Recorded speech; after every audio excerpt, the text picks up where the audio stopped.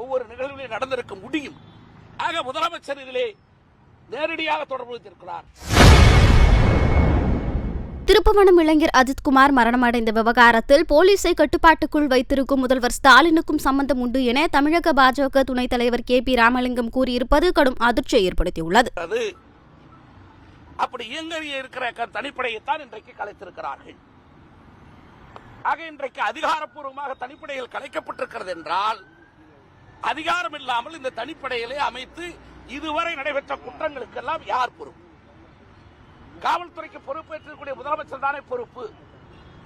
ஆக இன்றைக்கு காவல்துறையுடைய DGP அவருடைய தலைமை அதிகாரி அவர்களுடைய அறிவிப்பு என்பது முதலமைச்சர் மீது அவர் போட்டிருக்கிற FIR, முதலமைச்சர் மீது அவர் குற்றப்பத்திரிகை போட்டிருக்கிறார் என்பதைத்தான் சொல்ல முடியும்.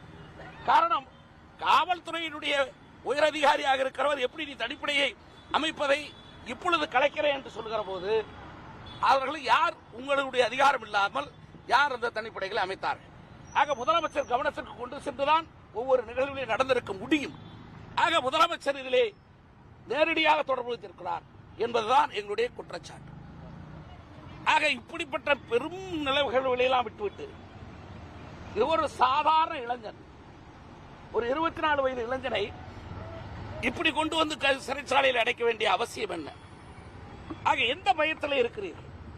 ஆக ஊடகங்களில் எதுவும் வரக்கூடாது, செய்தியாளர்களுக்கு எதுவும் தெரியக்கூடாது, அது மூலமாக நாட்டு மக்களுக்கு எதுவும் வரக்கூடாது, எந்த செய்திகளும் தெரியக்கூடாது.